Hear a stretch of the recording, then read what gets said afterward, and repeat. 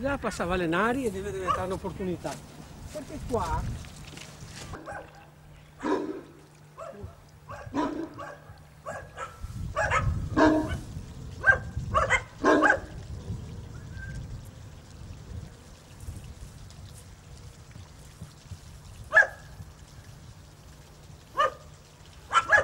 Buonasera, siete collegati sempre con la redazione giornalistica di Pineta Oggi TV Online, qui dallo studio 1.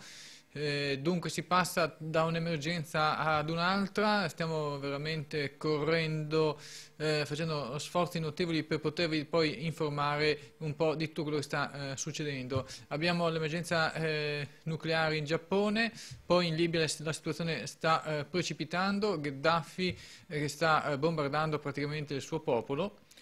E poi abbiamo qui nell'ambito locale, nel veneziano, problemi con gli allagamenti. Tutti i fiumi in queste ultime ore, dopo alcune piogge intense, sono a livello di guardia. Abbiamo voluto fare il punto della situazione con Fabrizio Zabeo, rappresentante del comitato allagati di Favaro Veneto, che da tempo si sta fortemente impegnando per fare un po' il punto della situazione, studiare insomma il territorio e poi insieme ai tecnici vedere di riuscire a risolvere questo problema. Da parte mia, che lo sto seguendo, sto monitorando la zona, vedo che c'è un'emergenza idrica notevole.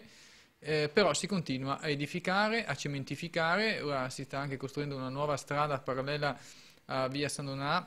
Non si riesce dunque a capire perché ci sono sempre tanti, dico tanti, anzi sarebbe il caso di usare il superlativo assoluto, tantissimi soldi per fare queste cementificazioni, queste nuove costruzioni, però poi per quanto riguarda l'altra parte, l'aspetto idrico, invece i soldi mancano o non ci sono più.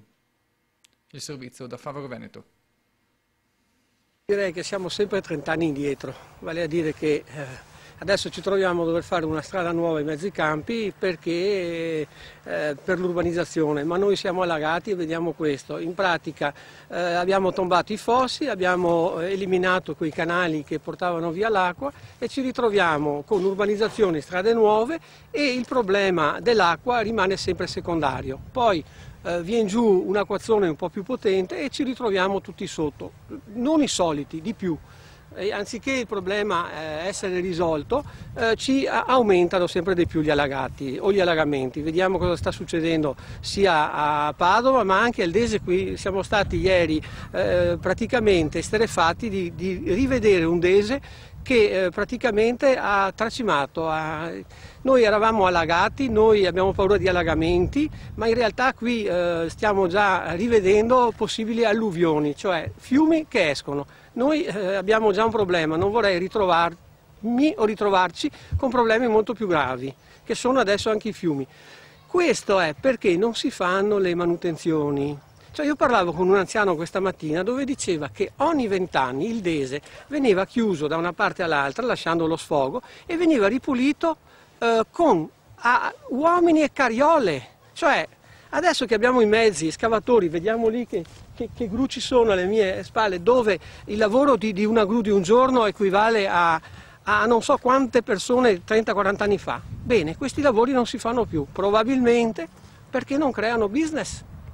Cosa posso pensare io? Se la regione, ecco, mi tocca dire, la regione federalista com'è, Viva l'Italia, invece oggi è proprio il giorno dell'anniversario Viva l'Italia, se la regione federalista com'è non comincia a pensare allora ai propri deficit con l'idraulica, con l'emergenza, ecco, cosa vogliamo allora dalla regione se non pensa a questo? Ecco, o ci sono altre cose in mezzo. Io vedo che non si crede alla manutenzione.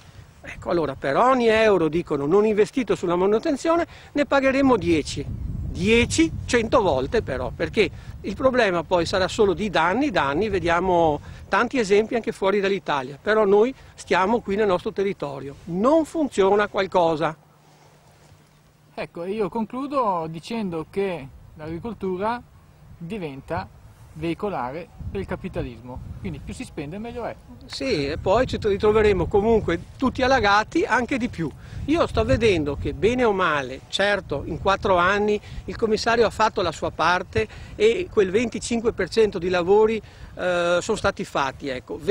Spero che capiscano che anche con questa nuova strada che verrà fatta, che è la Velenari bis, ci sono delle grosse opportunità per noi, ma spero che poi non mi ritrovi in ogni caso con cementificazioni che in un colpo solo si mangeranno questi crediti, ma debiti ne abbiamo molti, debiti idraulici, ecco, e siccome non c'è in questo momento, io credo alla Repubblica e credo anche alla democrazia, non c'è, va bene, in territorio un responsabile idraulico, scusatemi se uso il termine, un dittatore idraulico, ognuno fa quello che vuole, le 1000 competenze vanno, ma non è il mio compito, non è mio compito, non è mio compito, e noi ci troviamo allagati sempre di più.